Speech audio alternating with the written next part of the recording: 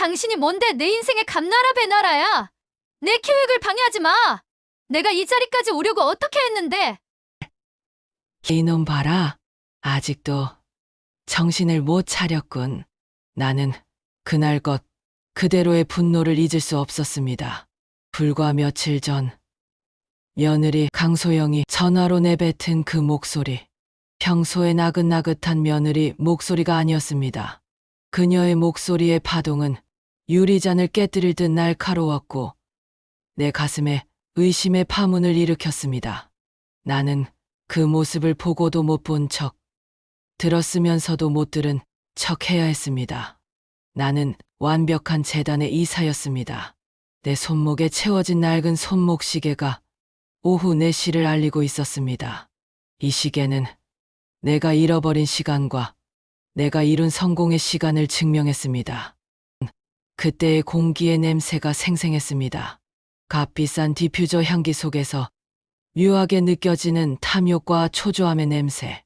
나는 내가 쌓아 올린 이 성에 며느리라는 이름의 독이 침투하고 있음을 직감하고 있었습니다. 며느리 강소영은 완벽하게 단아한 얼굴로 내 방으로 들어섰습니다. 소영아, 물론 검토 중이지. 하지만 재단의 자금은 투명해야 하는 법. 내가 가져온 사업 계획은 조금 더 보완이 필요해. 조금 더 진정성이 필요하다고 해야 할까. 내 말에 그녀는 미세하게 굳었지만 곧 헌신적인 미소를 지어 보였습니다. 어머님께서 저희를 믿어주시는 만큼 민규와 제가 어머님 재단의 기둥이 될게요. 그녀는 이렇게 말했지만 나는 내가 이 재단의 모든 것을 차지할게요라는 이중적인 속마음을 읽어냈습니다. 기둥. 그래, 기둥을 뽑아 쓰려는 모양이군. 내 아들이 불쌍해서라도 너의 탐욕을 내가 덮어줄 수는 없다. 내가 차가운 의심을 품은 채 퇴근할 때였습니다. 그때 익숙지 않은 번호로 전화가 걸려왔고 발신자의 마지막 문자를 보고 심장이 돌덩이처럼 단단하게 굳었습니다. 최준호입니다. 딱 5분만 만나주세요. 돈 때문에 드릴 말씀이 있습니다. 돈 때문에. 그 세 글자는 12년 전의 치욕을 다시 끌어올렸습니다. 나를 버리고 떠난 남자, 나를 질식하게 만들었다던 그 남자가 이제 와서 돈 때문에 나를 찾는다는 치욕감. 그 감각적 충격은 공기 중의 습도가 100%에 달하는 듯 숨쉬기 힘들게 했습니다. 나 혼잣말, 이 인간이 이제 와서 나를 비참하게 만들 작정인가? 좋아, 어디 한번 와봐. 내가 얼마나 처참하게 너를 짓밟아 주는지 똑똑히 봐. 나는 12년 전 우리가 처음 만났던 동네의 낡은 국밥집 앞으로 나갔습니다. 그가 머뭇거리며 나를 맞았지요. 그의 얼굴은 2년 전보다 훨씬 헬쑥했습니다. 나는 그의 초췌한 모습을 보며 연민 대신 더 강한 분노를 느꼈습니다. 나는 그의 시선을 피하지 않고 정면으로 응시했습니다. 오랜만이라뇨. 저는 당신에게 연락 올 일이 전혀 없다고 생각했는데요. 무슨 일인지 본론만 말하세요. 저는 5분밖에 시간이 없어요. 그는 사죄의 말도 없이 곧바로 돈을 요구했습니다. 이해 안 해. 정말 이해 안 한데. 내가 지금 급전이 필요해. 5천만 원만 빌려줄 수 있을까? 나는 냉소적으로 웃었습니다. 5천만 원. 당신을 질식하게 만들었다던 내가 가진 완벽함의 대가. 나는 그의 비참함에 통쾌함을 느껴야 마땅했지만 내 안에서 올라오는 것은 묵직한 공허함이었습니다. 나는 이 남자에게서 마지막 남은 자존심까지 빼앗아야 한다는 충동을 느꼈습니다. 나 냉정하게 내 돈을 당신에게 줄 이유가 없죠. 당신이 나에게 뭘 해줄 수 있는데요? 내가 당신에게 이 돈을 주고 뭘 얻을 수 있을까요? 그는 결심한 듯 말했습니다. 내가 가진 것 전부 다 줄게. 내 통장, 내 공방, 그리고 그때였습니다. 국밥집 골목 안쪽에서 작고 밝은 목소리가 들렸습니다. 아빠, 숙제 다 했는데 언제 와요? 우리는 동시에 소리가 난 쪽을 바라보았습니다. 교복을 입은 듯한 12세쯤 되어 보이는 소년 도진이 작은 가방을 메고 서 있었습니다. 소년은 나를 힐끗 보며 물었습니다. 이모는 누구세요? 아빠, 그 단어는 12년 전 법정 복도에서 들었던 그의 마지막 말보다 더 큰 충격을 주었습니다. 이혼 직후 혹은 이혼 과정 중에 그가 다른 여자와 낳은 아이, 내가 겪은 모든 고통의 배후에 이 아이가 있었다는 생각에 분노가 치솟았습니다. 이 인간이 나를 기만한 건가? 나를 비참하게 만들고 뒤에서는 뒤에서는 이런 추악한 짓을 저질렀구나. 나는 그들에게서 등을 돌려 급히 차에 올랐습니다. 분노가 내 온몸의 피를 끓게 했습니다. 그 아이, 당신 아들이군요. 당신이 나를 버린 진짜 이유가 결국 이거였나 보죠. 5천만 원? 줄게요. 하지만 대가는 확실히 치러야 할 겁니다. 후진 기어를 넣는 순간 백미러에 비친 최준호의 모습이 보였습니다. 그는 도진을 끌어안고 있었는데 소년을 아는 그의 표정은 경악이나 미안함이 아닌 지독한 슬픔과 깊은 고독이었습니다. 소년의 뒷모습은 어딘가 그늘져 보였습니다. 나는 차를 몰아 밤거리를 내달렸습니다. 분노에 찬 복수심이 내 가슴을 짓눌렀지만 문득 며느리 소영의 탐욕스러운 미소와 아이를 돕는다는 위선적인 사업 계획이 떠올랐습니다. 그 아이가 그 인간의 추악한 결과물이라도 며느리의 손에 노란하게 둘 수는 없어. 준호, 당신의 숨겨진 치부를 내가 이용해주지. 내 방식으로 당신을 짓밟고 당신의 숨겨진 아들을 내가 원하는 방식대로 정리해주겠어. 그리고 나의 완벽한 성공을 방해하려는 그 며느리에게 내가 누구였는지 보여주겠어. 나는 12년 만에 깨어난 과거의 나와 마주했습니다. 눈을 감으면 낡은 손목시계의 초침 소리, 그리고 12년 만에 만난 최준호의 지독한 슬픔이 묻어난 표정, 그리고 소년 도진의 그늘진 뒷모습이 필름처럼 지나갔습니다. 그 인간이 나에게 준 고통을 내가 그 아이에게 고스란히 돌려줄 수는 없어. 하지만 그 고통을 이용해 내가 당한 지옥을 되갚아주마. 다음 날 아침, 나는 이사로서의 완벽한 가면을 쓰고 출근했습니다. 며느리 강소영은 나를 보자마자 과도하게 밝은 목소리로 인사를 건넸습니다. 그녀의 웃음 속에는 어제의 격렬했던 분노의 흔적 같은 것은 찾아볼 수 없었습니다. 하지만 프로파일러의 관점에서 완벽하게 감춰진 그 표정이야말로 그녀의 가장 큰 무기이자 가장 치명적인 약점이었습니다. 나 소영아, 내가 가져온 사업 계획 말이다. 복지재단 시스템에 적용하기엔 몇 가지 미흡한 부분이 있더군. 특히 보호사각지대의 노인 취약계층 아동에 대한 세부 계획이 부족해. 내 말에 소영은 잠시 당황하는 듯 했지만 이내 눈을 빛내며 기회를 포착했습니다. 어머님, 맞습니다. 특히 한부모 가정이나 조손 가정의 아이들이 그래요. 저희가 그 부분을 집중적으로 보완할게요. 어머님께서 전문가시니 저희에게 자문을 좀 해주시겠어요? 그래. 내가 먼저 기회를 열어주는구나. 내 위선적인 계획의 허점을 내가 파고들겠다. 나는 소영에게 도진과 같은 아버지 홀로 키우는 입양 혹은 미혼모 가정의 아이들에 대한 구체적인 사례를 요청했습니다. 그리고 그날 오후 나는 최준호가 운영하는 낡은 공방 주변을 차로 돌았습니다. 공방은 허름했고 간판은 오래되어 칠이 벗겨져 있었습니다. 나레이션 공방 주변에는 나무를 깎는 냄새와 오래된 공기의 냄새가 맴돌았습니다. 생활고에 시달리는 남자의 고독한 냄새였습니다. 나는 차 안에서 주변 동네의 분위기를 살폈습니다. 이곳은 내가 관여하는 재단의 복지 사각지대와 정확히 일치하는 곳이었습니다. 나는 스마트폰으로 최준호의 공방 주소와 도진의 나이를 복지재단의 시스템에 은밀하게 입력해 보았습니다. 시스템은 즉각적으로 긴급복지 대상 조건 충족, 보호 필요라는 빨간 경고 문구를 띄웠습니다. 그의 생활이 내가 상상했던 것보다 훨씬 더 비참했음을 알려주는 명백한 증거였습니다. 최준호 5천만 원만 빌려줄 수 있을까? 겨우 5천만 원 때문에 이 지경까지 왔단 말인가? 도대체 이 아이에게 무슨 일이 있는 거지? 나는 차를 세우고 도진이 다니는 초등학교 앞을 서성였습니다. 학교 시간이 되자 아이들이 쏟아져 나왔습니다.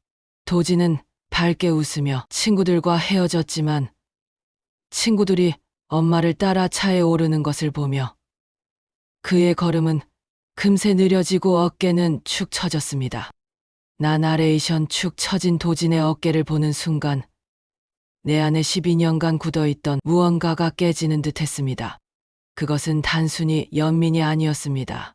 오래전 내가 이혼 직전 꿈꾸었던 사회복지재단 설립 계획이었습니다. 나는 이 아이들과 같은 처지의 아이들을 돕고 싶었지만 이혼과 상처 때문에 모든 것을 포기하고 그저 돈을 쫓는 재단의 이사가 되었던 것이지요. 나는 그동안 뭘 위해 살아온 건가? 성공이라는 복수심만 남은 건가? 도진이 걷는 길, 그 주변의 낡은 건물들, 그리고 그 아이의 그늘진 뒷모습. 그 모든 것이 나에게 내가 해야 할 일을 외치고 있었습니다. 복수심은 여전히 내 안에서 끓고 있었지만 이제 그 복수심은 최준호를 향한 개인적인 복수가 아니었습니다. 나는 복수의 대상을 명확히 재설정했습니다. 첫째, 도진의 비참한 삶을 이용해 이익을 취하려는 며느리 강소영의 위선. 둘째, 12년 동안 나에게 진실을 말하지 않고 고독한 희생을 감내한 최준호의 어리석음.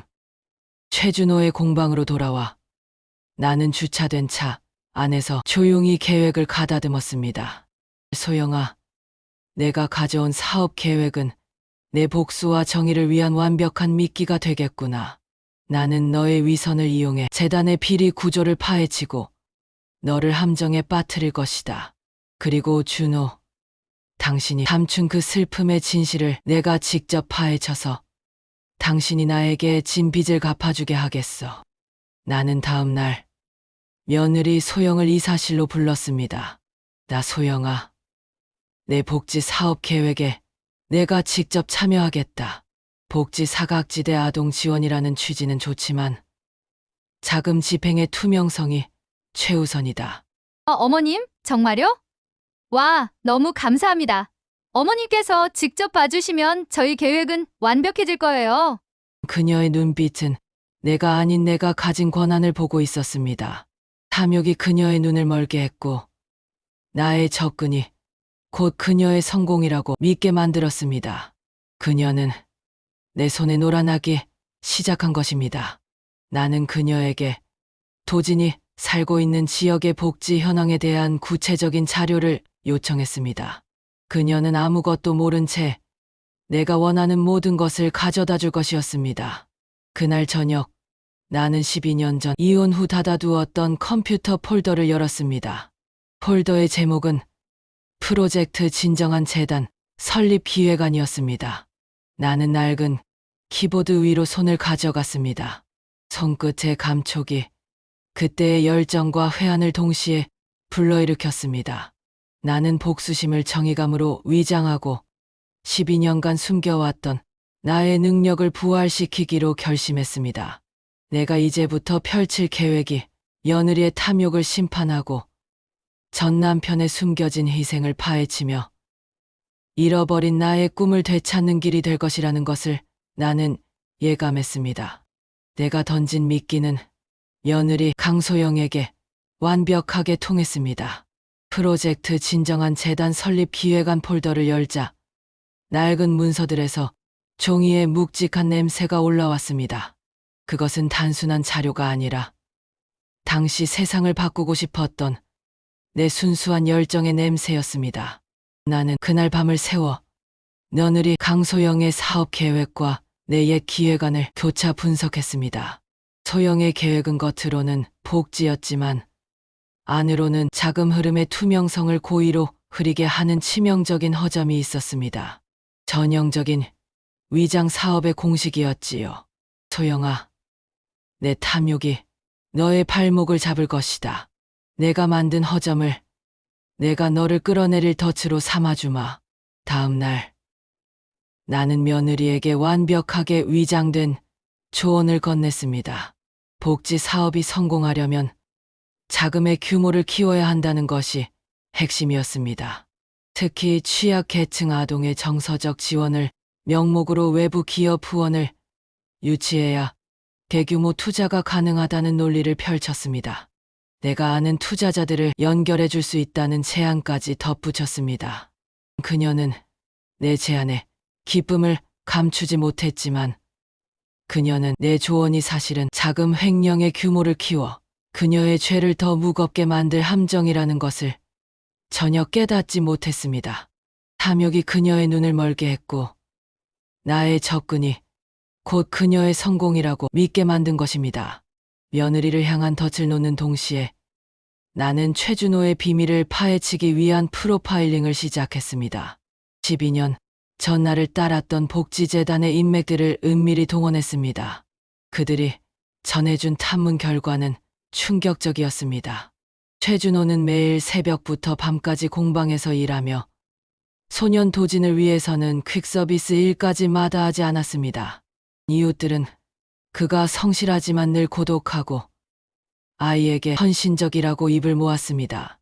당신이 나에게 외도를 하고 싶다고 이혼을 요구했던 그 냉정함은 어디로 갔을까? 당신의 이 모든 희생은 그 아이의 친모를 위한 것인가? 의문은 깊어만 갔습니다. 나는 최준호의 공방으로 배달을 위장하여 잠입했습니다. 공방 안은 나무 조각과 먼지로 가득 차 있었지만 한쪽 구석에는 도진의 책상과 낡은 침대가 가지런히 놓여 있었습니다. 오래된 가구의 냄새와 아이의 옅은 비누 냄새가 뒤섞여 묘하게 정겨우면서도 슬픈 느낌을 주었습니다. 그때 공방 문이 열렸고 도진이 학원 가방을 맨 채 들어왔습니다. 그는 나를 보고 놀랐지만 공손하게 인사했습니다. 나는 그 아이에게 다가가 말을 걸었습니다. 내가 복지재단에서 일하며 꿈 많은 아이들을 돕고 있다고 말해주었습니다. 나는 도진의 얼굴을 자세히 살폈습니다. 그 아이는 자신이 아빠의 짐이 될까 두려워하고 있음을 숨기려 애쓰고 있었습니다. 나는 그의 책상 위에 있던 낡은 축구공을 가리키며 꿈을 물었습니다. 도진은 잠시 망설이더니 말했습니다. 저는 아빠처럼 말을 잘 듣는 나무를 만들고 싶어요. 아빠는 말을 안 듣는 나무를 혼내는 것 같지만 사실은 나무에 숨겨진 마음을 읽어주는 것이라는 설명이 이어졌습니다. 말을 잘 듣는 나무.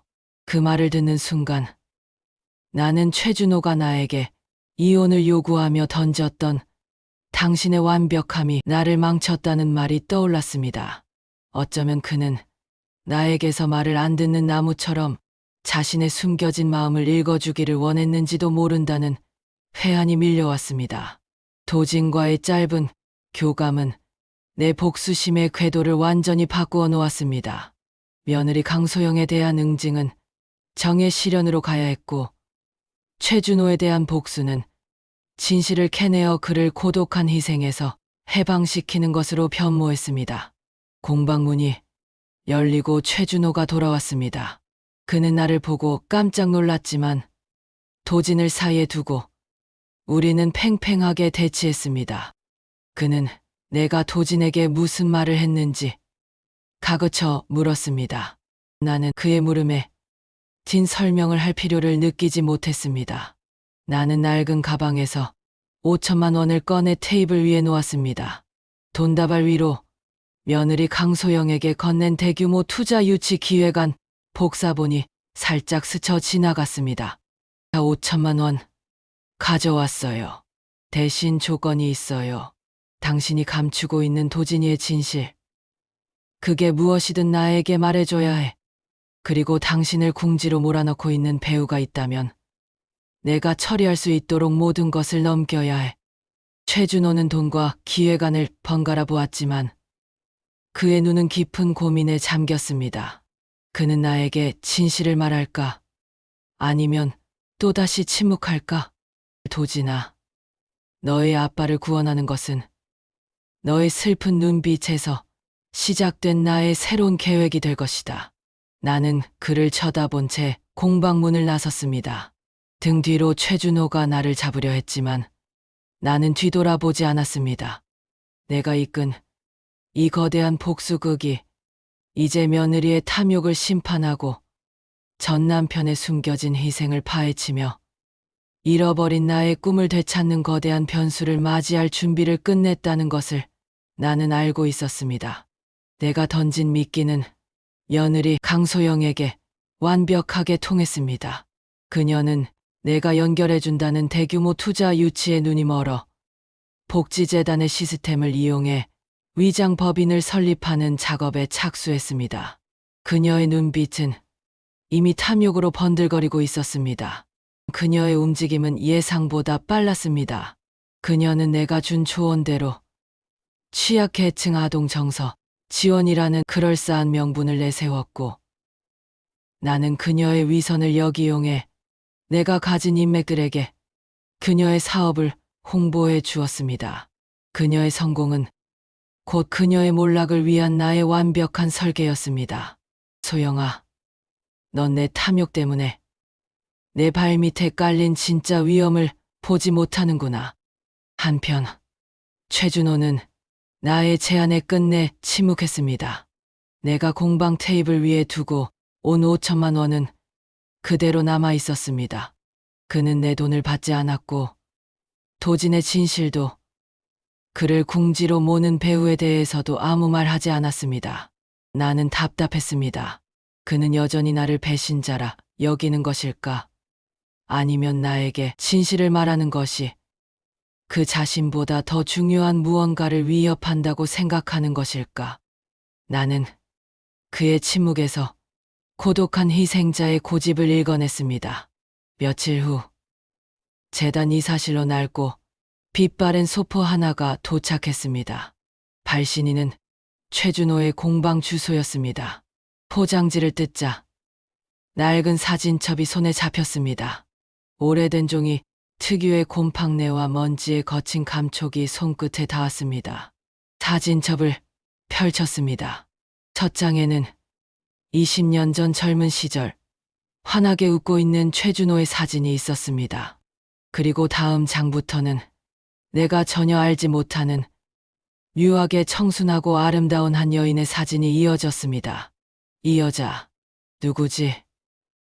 최준호가 나를 배신하고 만났던 그 여자인가? 내 손은 떨렸습니다.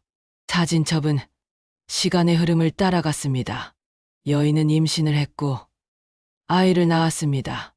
그 아이가 바로 도진이었습니다. 그런데 이상한 점이 있었습니다.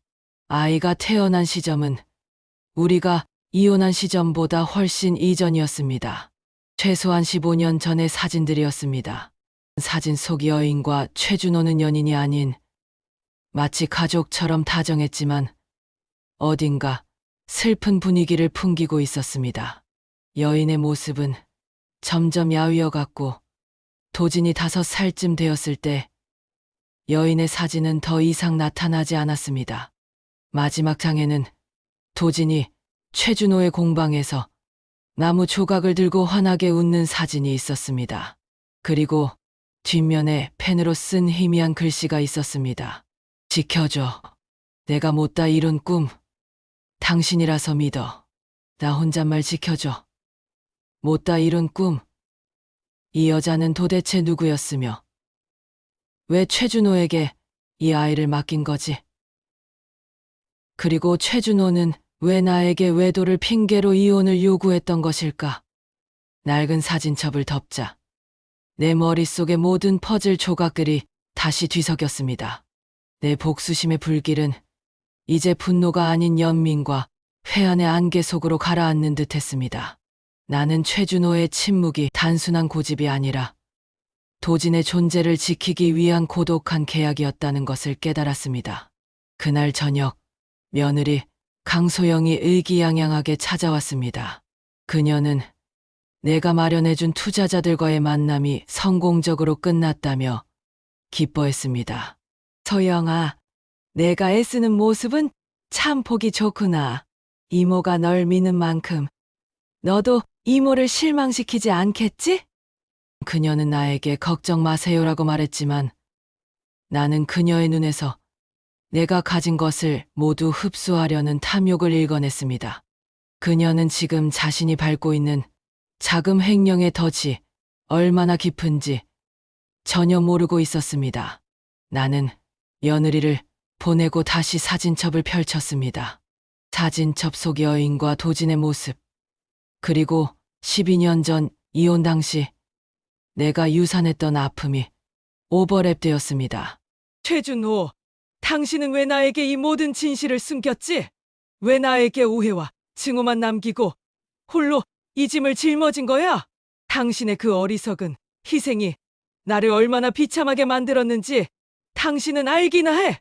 그때 며느리 강소영에게서 문자 한 통이 도착했습니다. 어머님, 이번 프로젝트에 도진이 아빠 공방을 활용해보면 어떨까요? 그분도 취약계층 아동을 돕는 일에 참여하면 좋겠어요. 그녀는 최준호와 도진을 자신의 사업에 이용하려는 것입니다. 며느리의 위선적인 탐욕과 전 남편의 고독한 희생이 정면으로 충돌하려는 순간 낡은 사진첩이 담고 있던 숨겨진 자식의 진실이 이제 며느리의 탐욕과 나의 복수심이라는 폭탄의 도화선에 불을 붙이려 하고 있었습니다. 나는 다음 단계를 준비해야 했습니다. 내가 던진 회심의 미끼, 이사회 소집은 며느리 강소영을 궁지에 몰아넣는 동시에 그녀의 가장 추악한 본성을 폭발시켰습니다. 그녀는 내가 연결해준 투자금과 재단의 기금을 끌어모아 복지, 기금 횡령을 실행에 옮겼습니다.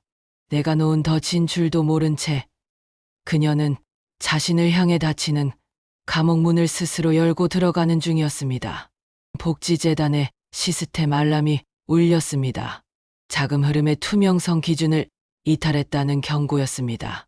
그녀의 위장법인으로 상당한 규모의 기금이 이동된 것을 확인했을 때 내 심장은 차가운 돌처럼 단단해졌습니다. 그녀를 응징해야 할 때가 온 것입니다. 나는 그 증거를 확보한 직후 최준호에게 연락했습니다. 도진이의 사진첩에 대해, 그리고 12년 전 이혼에 대해 모든 것을 말해줘요. 오늘이 당신에게 마지막 기회예요. 우리는 12년 전 이혼 서류에 서명했던 그 허름한 동네의 작은 카페에서 만났습니다. 오래된 커피 냄새가 희미하게 났지만 우리의 긴장감은 모든 감각을 마비시켰습니다. 최준호는 헬쑥한 얼굴로 앉아 있었습니다. 그는 내 손목에 낡은 시계를 보더니 천천히 입을 열었습니다.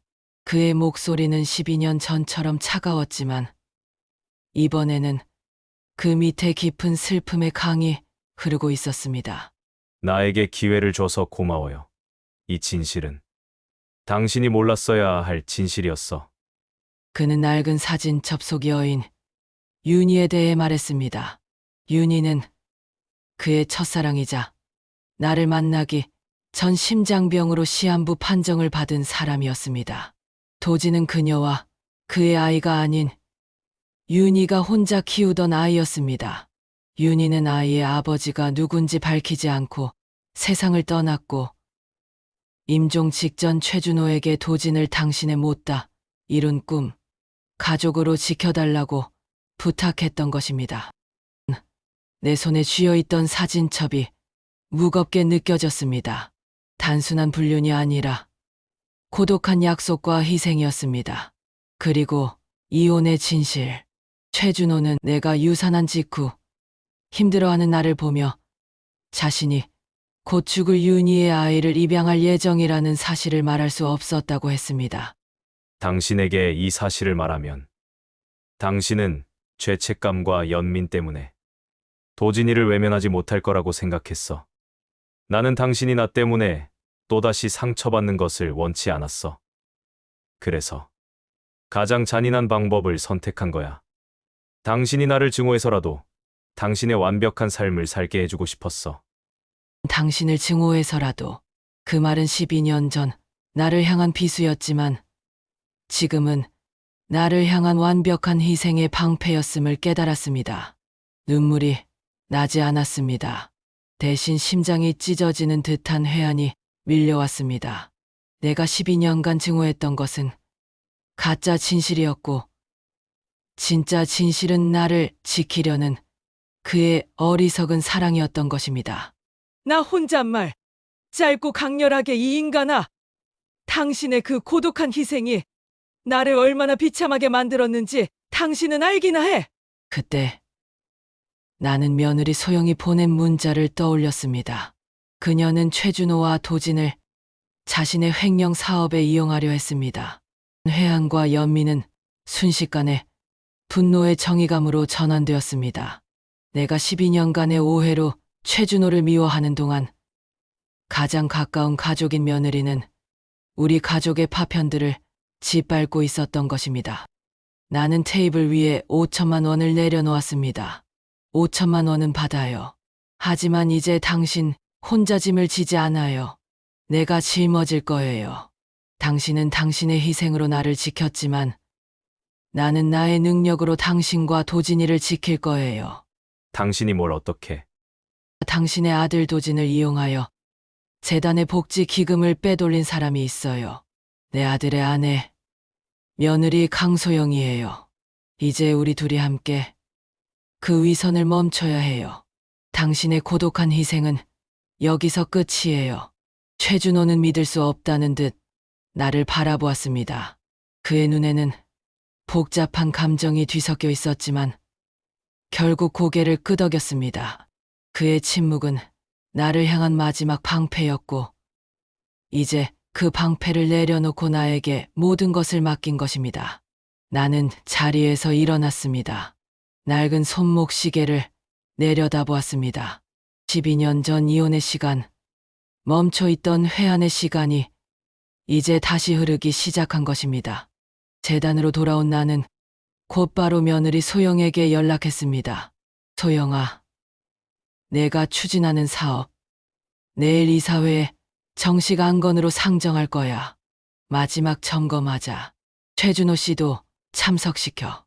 나는 그녀를 응징하고 최준호의 희생을 모두에게 증명할 무대를 준비했습니다. 모든 것을 뒤흔들 위기의 절정이 코앞으로 다가왔습니다. 내가 던진 회심의 미끼. 이사회 소집은 며느리 강소영을 궁지에 몰아넣는 동시에 그녀의 가장 추악한 본성을 폭발시켰습니다.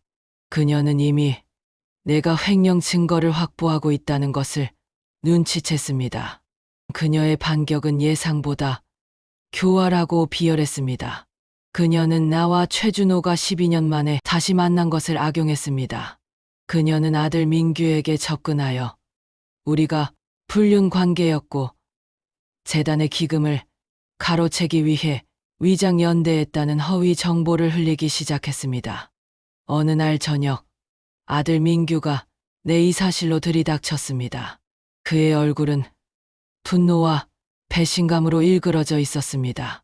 그의 거친 숨소리는 복도 끝까지 울려 퍼졌습니다. 엄마! 도대체 무슨 일이에요? 소영이 말이 사실이에요? 그 남자 최준호랑 엄마가 다시 만났다는 게 사실이냐고요? 아들의 눈빛은 차가웠습니다. 나는 아들에게 진실, 즉 최준호의 고독한 희생과 도진의 사연, 그리고 며느리의 횡령 계획을 모두 설명하려 했습니다. 하지만 아들은 이미 며느리의 눈물과 거짓말에 갇혀 있었습니다. 엄마, 제발 변명하지 마세요.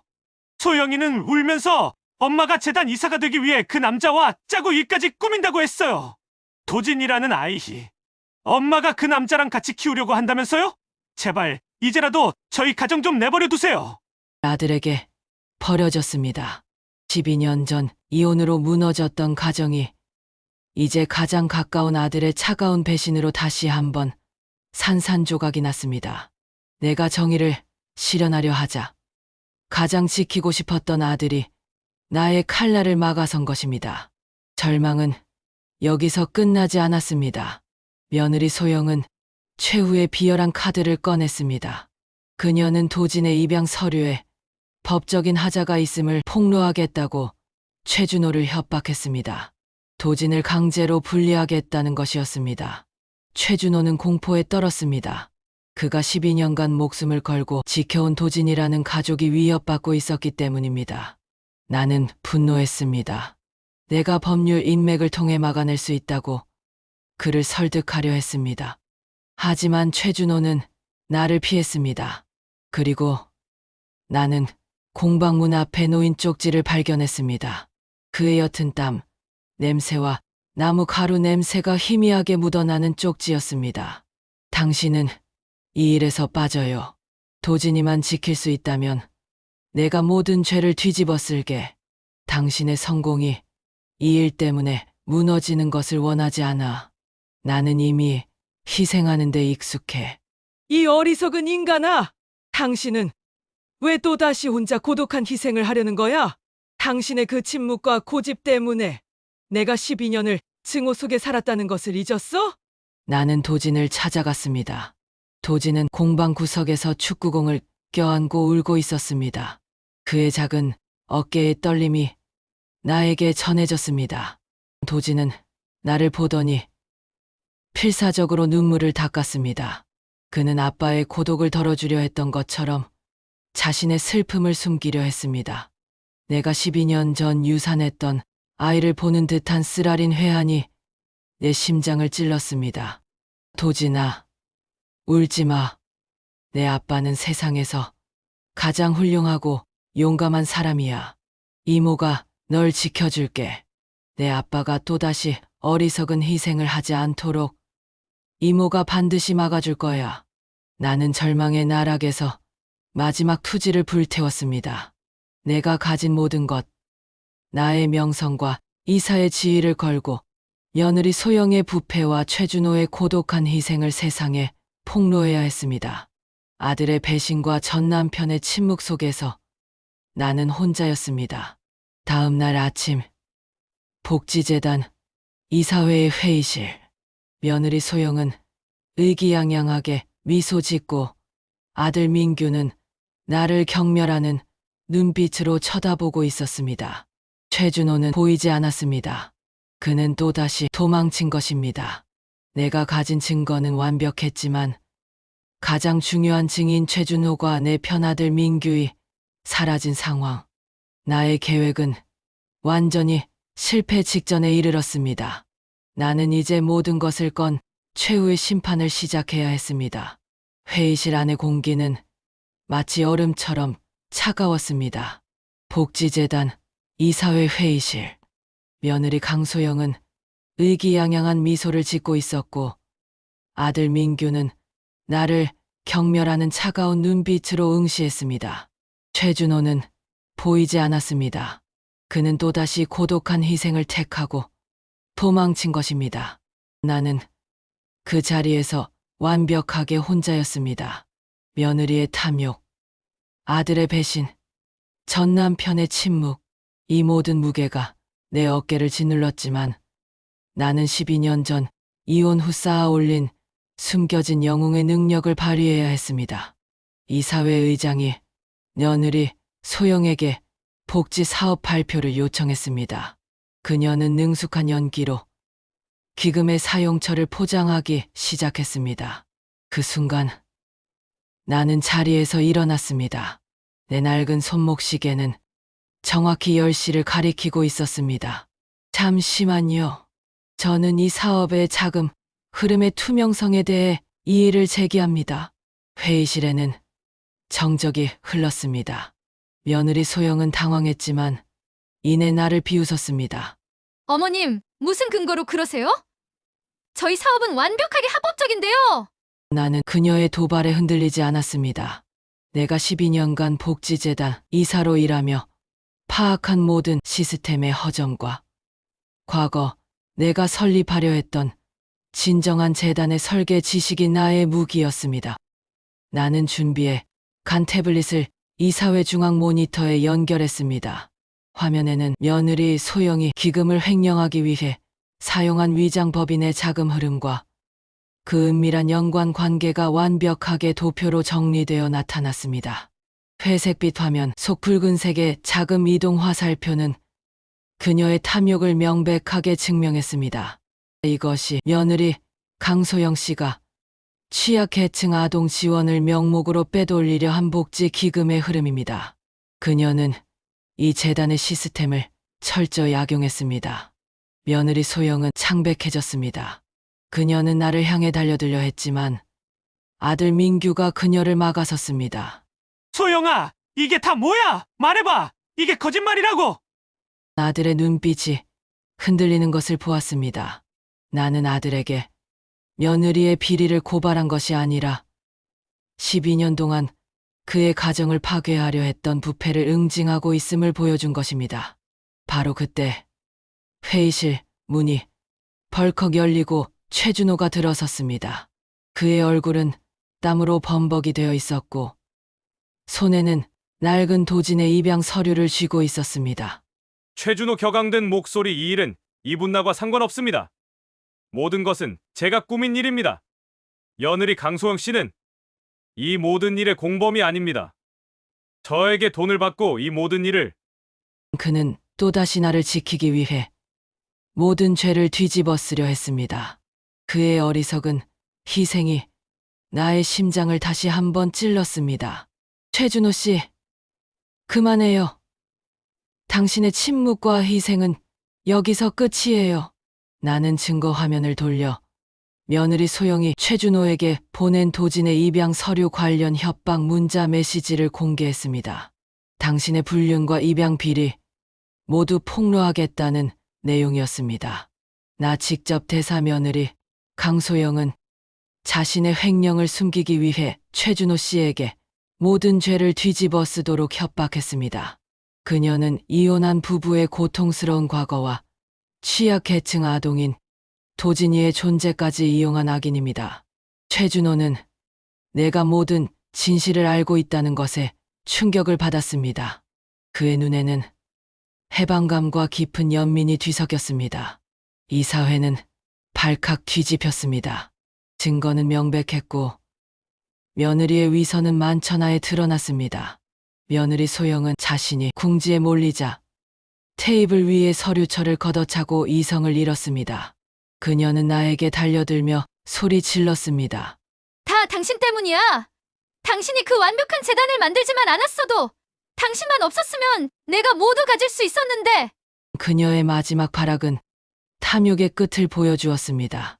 그녀는 증거가 담긴 태블릿을 부수려 했지만 최준호가 그녀를 막아섰습니다.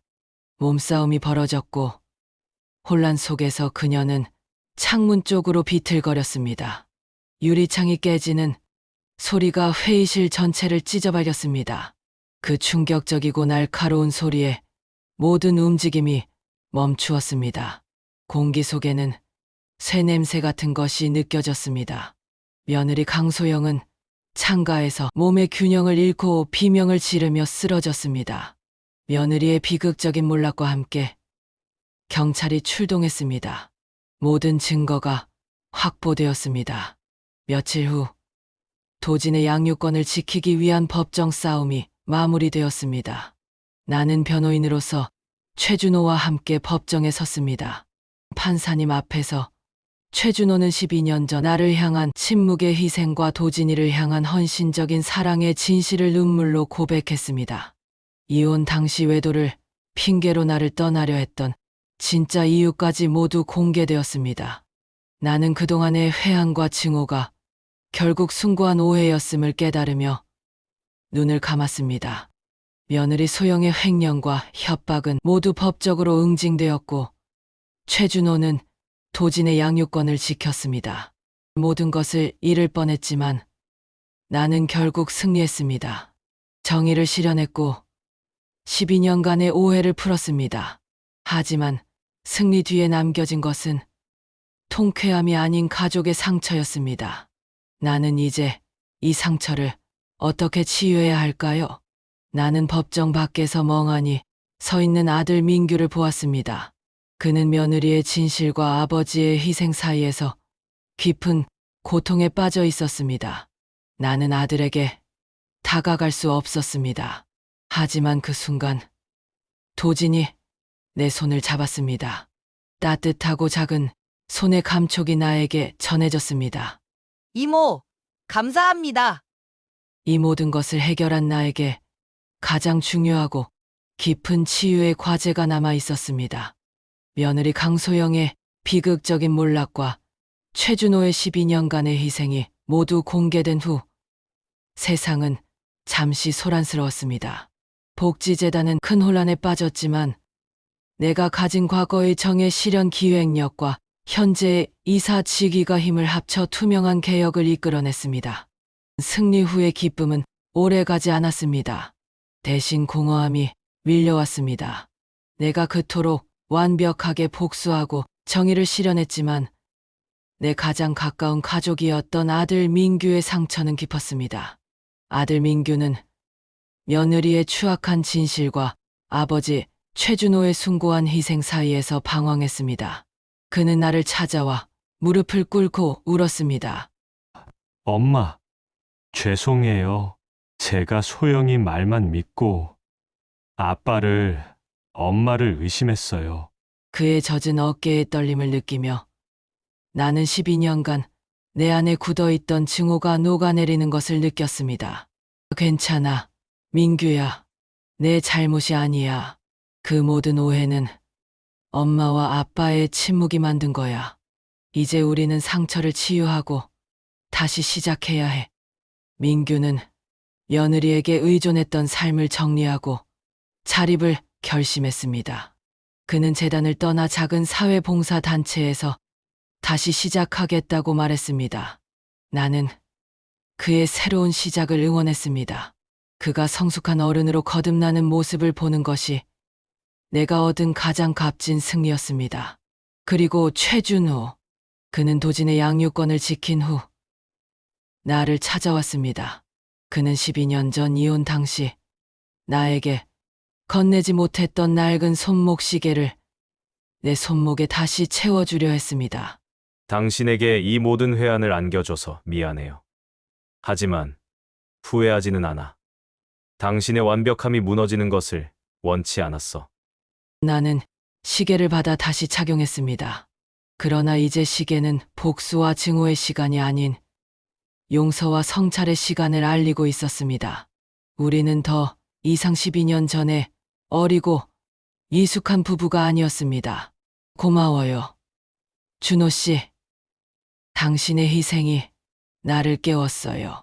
하지만 이제 고독한 희생은 그만해요.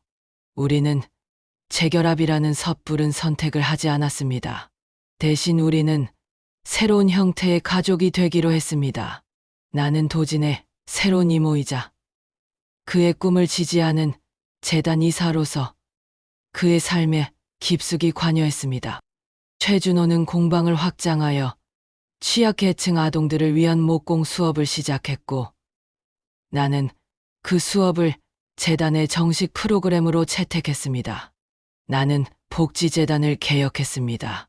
며느리 같은 탐욕이 발붙일 수 없도록 과거 내가 포기했던 프로젝트 진정한 재단 설립 기획안을 바탕으로 투명하고 효율적인 시스템을 구축했습니다.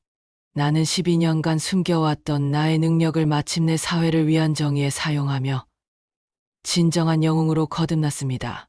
나는 더 이상 증오를 연료 삼아 사는 사람이 아니었습니다.